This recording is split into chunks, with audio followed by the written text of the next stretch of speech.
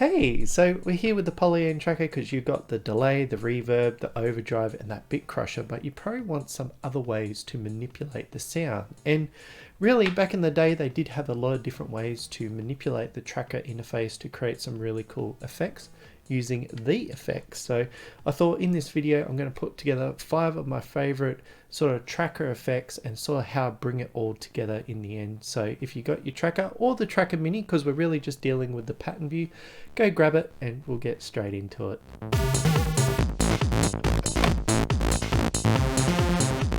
Alright, I'm here with the Polyend Tracker and I've just got a little ditty going.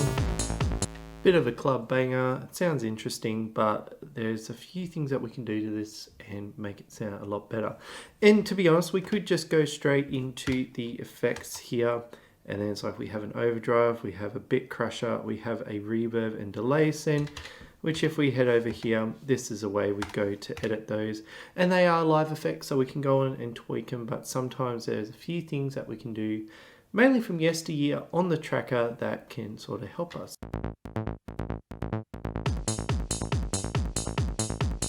First effect that I'm going to show is how to set up a tracker based sidechain. So we need to set up an effect. We're going to pick the volume and then we've got a volume there. Now usually around this area, if you've got the Polyend Tracker mini, you can just manipulate with the arrow keys, but 40 seems to be like the average volume. So when it doesn't have a section on there, I'll go back to the default volume of that instrument.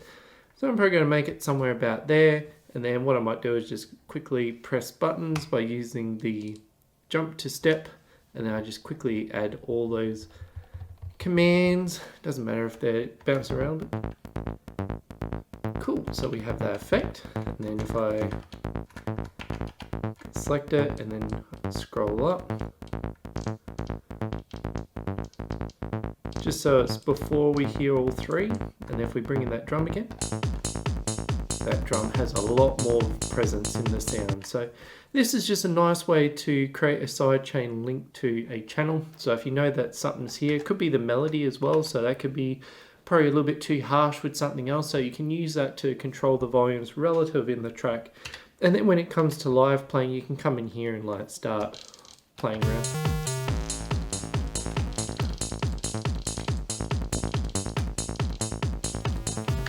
So yeah, it just gives us a way to set up a nice sidechain.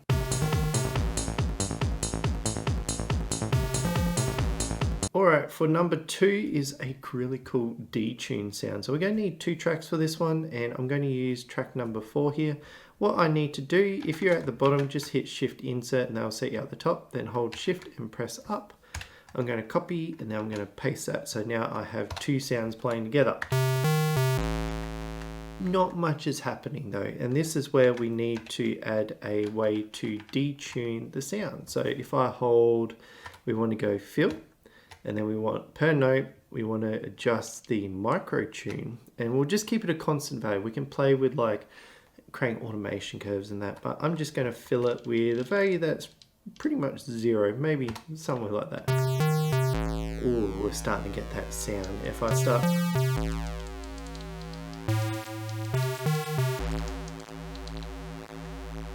and that sounds a lot fatter, and is a nice little trick. It does use multiple tracks and we can stack more tracks. So if I bring in another one, shift up, I'm going to copy from the note. So I copy all the information across, come back to effects, select it all, and maybe something a bit crazy.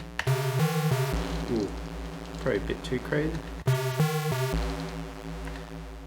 And it's like we can just keep adding layers, and then what I like to do is create like different pans. So I'm going to use the second FX, and I'm going to oh look, sorry, feed it out. So each panning constant, and I'll probably put it somewhere like that. Whoops, maybe if I shift and select, and then we'll do that again. So I get panning on each one. Make that all left channel, fill that. All right, channel. Hell yeah, now that is fat. But as you can see, we are using multiple channels, and depending on the style of music that you're making, you might need extra channels for different things. So this one, use at your cost. Usually what I'll do is I'll have my center being the normal, and then I'll have a detune channel, and then I'll probably like ping pong back between the two. So I could do something like that, probably put some weird data in there, but it's like have the channels going back and forward. So yeah, that is a detune.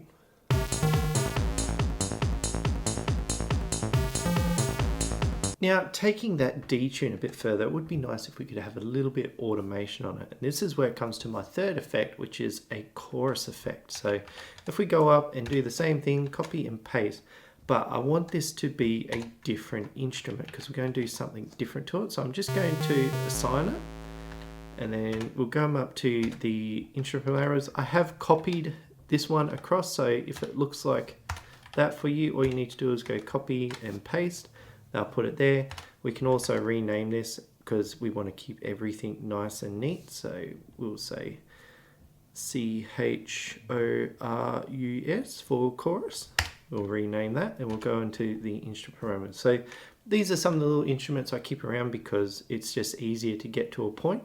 But if we come inside the instrument parameters, what we're going to be filling with is this fine tune. So similar to the chorus, similar to the detune, we did some stuff with detuning it, but now we're going to do it with a LFO. So I'm just going to pick the triangle, maybe take it all the way down to 4 steps, see how this sounds. So sounds pretty good off the bat. Let's see what happens. What happens if we just...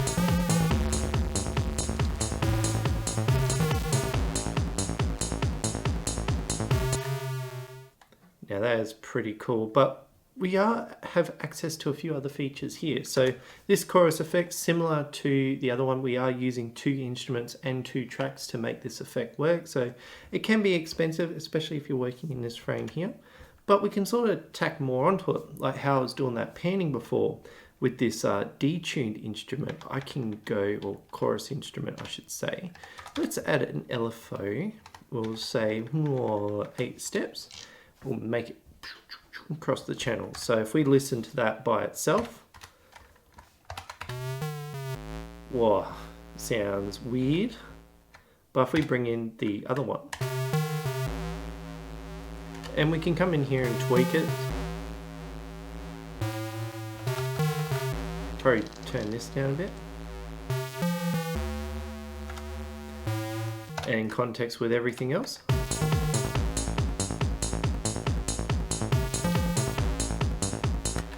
And this is a nice little effect I like to put in, like with my melody lines to break them up. And yeah, it's just a really useful chorus effect.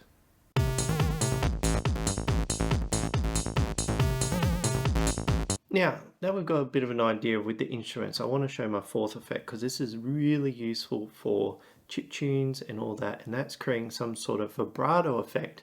And it's similar to a chorus, but we have this line here. I'll just mute. And usually when we are doing like a chip tune sound, we'll add vibrato to some of the notes to create some bit of variance. And it's just like a quick wobble. So we'll set up an instrument. So using this instrument here, I'm just going to copy and paste, and I'm just going to rename that because we'll be instrument flipping. We'll make that that'll work. We'll rename that one. And similar to the chorus, what we're going to do is use an LFO with a triangle and really have like a fast sort of LFO. So if I play that now, and we'll say, we'll change maybe that one, and maybe that one. Actually, we could do something different. We'll copy him, come down, paste, and then we'll bring in that vibrato.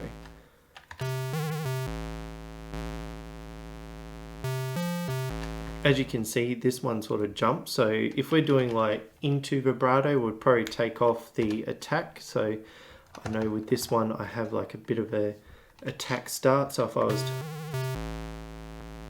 see how there wasn't much of a jump, but we can just leave it like that for now.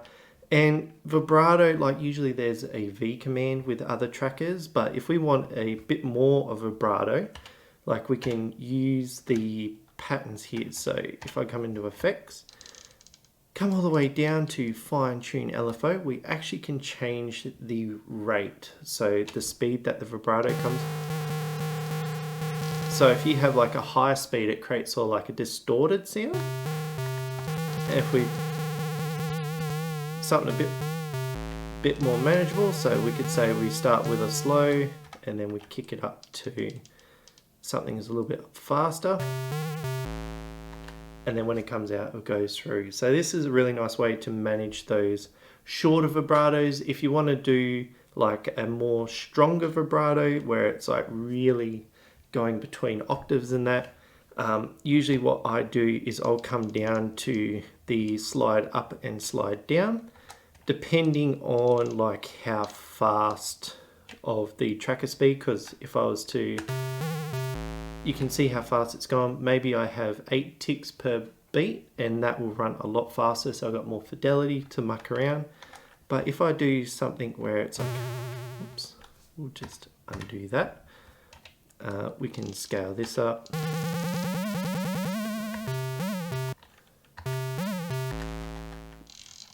Screw it. We're going big. So it's a lot bigger, but you can use that the tick rate, and like you can change the speed of the tempo to do stuff like that as well. So that's a really nice way to set up a vibrato. Now, talking about vibrato, there is another effect that I think is really important here, which is a tremolo, and that is sort of like you control the volume the same way we did the vibrato, but we use like a pulse, so like a square wave. So what we can do is I'm just going to come into the instruments, I'm going to copy that one, paste him again, we're going to rename him, probably just give it a quick name, so TREM, oops, there we go.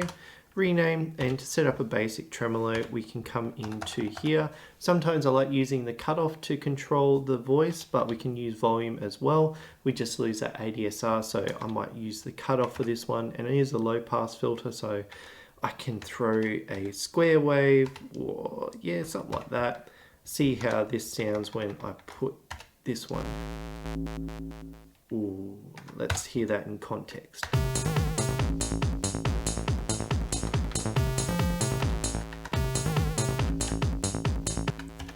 Probably give it a little bit more punch. What happens if we make it 3-step? That sounds really cool. And we can drop the cutoff. I think it's just losing a bit of volume, so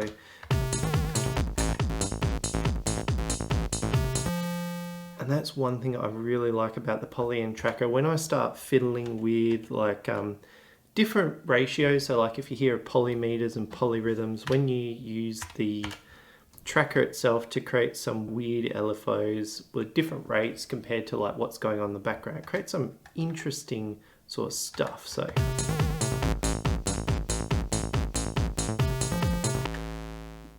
yeah, and that's a really nice tremolo effect.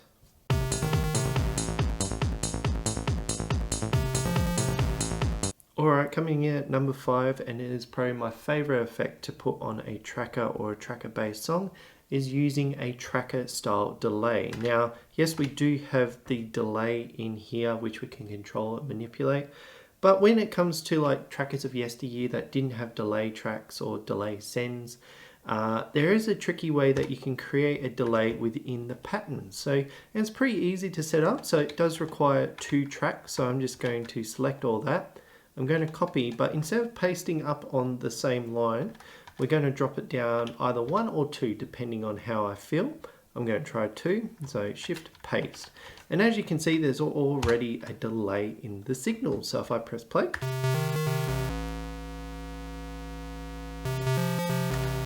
if you're ever familiar with NES, that's how the NES tracker did it way back when, but this one is probably a little bit too loud, so what I can do is come up here and I'm going to fill on the note, and I want to control the volume, so constant, we'll start with 0. We just want to just have it so it's like just jumping in there.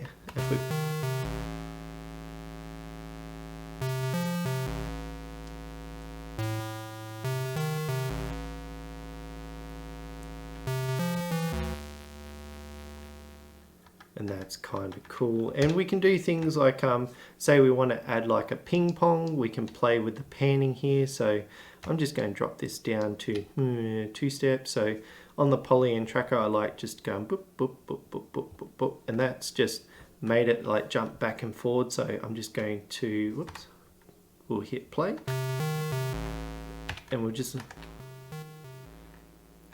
and we have a nice ping pong delay as well. And we can control like how far that is by changing the steps. So instead of steps 2, I can go, we'll just delete that and say steps 3. So we got like a longer ping pong. And it's sort of off tilted. It's not by when this is triggered, it has its own ping pong offset. So it creates some really cool dynamic rhythms as well. So if we bring it all together,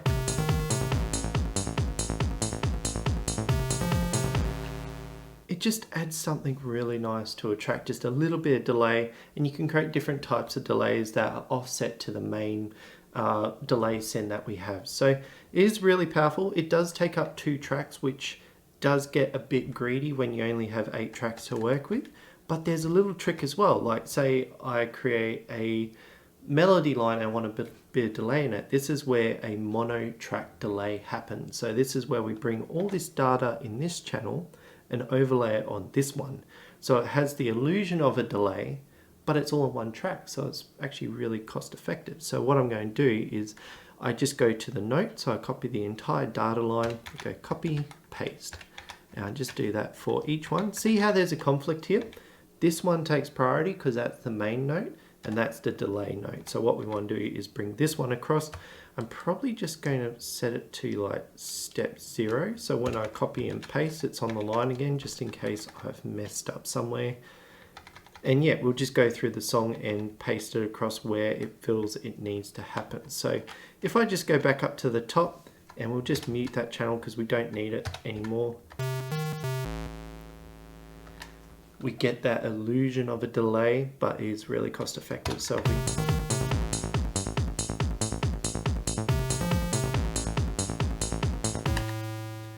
and that's probably one of my favorite effects, is creating tracker delays.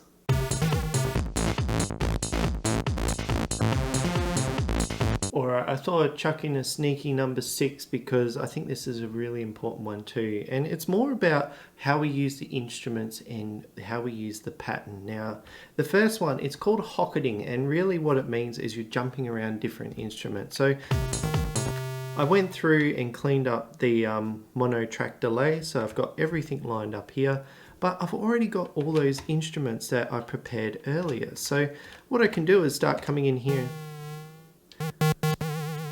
maybe do something like that, and then what I might do,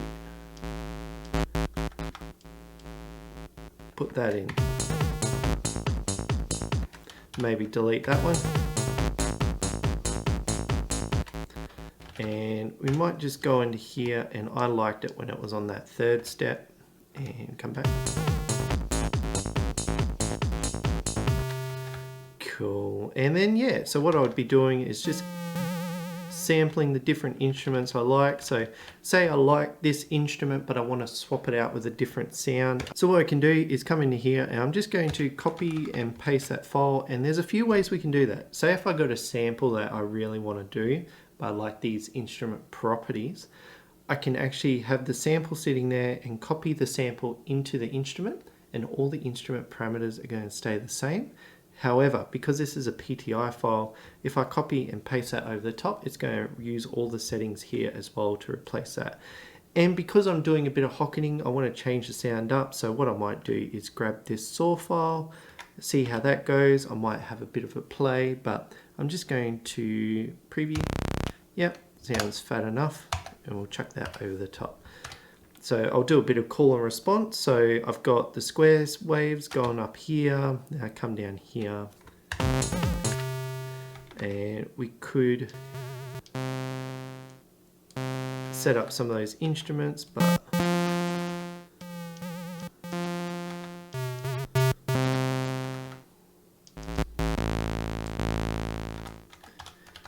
and what I might do is just quickly do some of that work. Or I've taken the concept of Hocketing and then I created like a Detune section. I've got those mono track delays. So I've used a lot of those effects to make a really interesting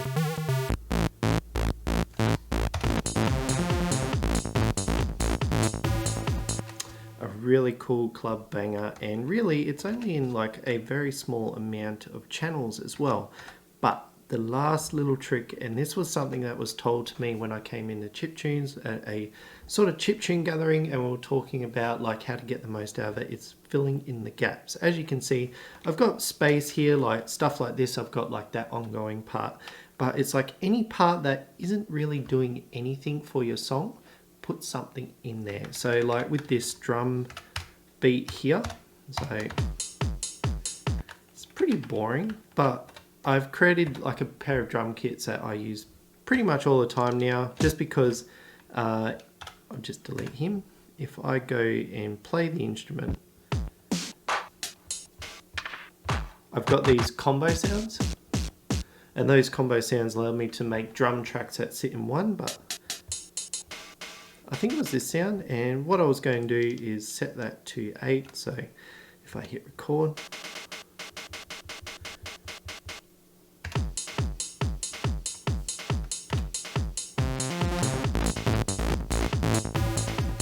just creates a bit of an off tilted. I know this is my drum, and if I just put something there, we'll go back up.